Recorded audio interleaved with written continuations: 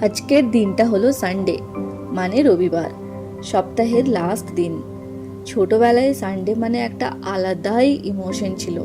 School ছুটি, tuition ছুটি, তাই কোনো পড়াশুনো নয়। বাবা বলতো, স্কুল ছুটি তো কি, পড়াশুনো তো করতে হবে।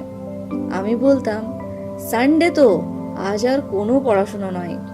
এই নিয়ে বকাঝকা, কান্নাকাটি, তর্কাতর্কি লাগলেও শেষ পর্যন্ত আমিই জিতে যেতাম।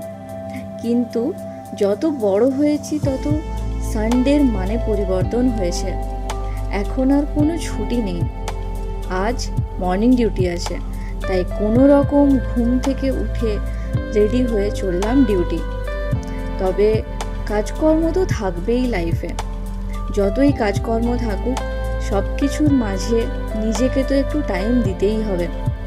সো পরবর্তী যে সপ্তাহটা আসছে তার জন্য নিজেকে রিচার্জ করতে হবে।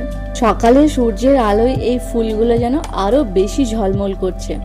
আজকে রবিবার আর কালকে ঈদ, তাই হসপিটালও বেশি একটা ভিড় ছিল না।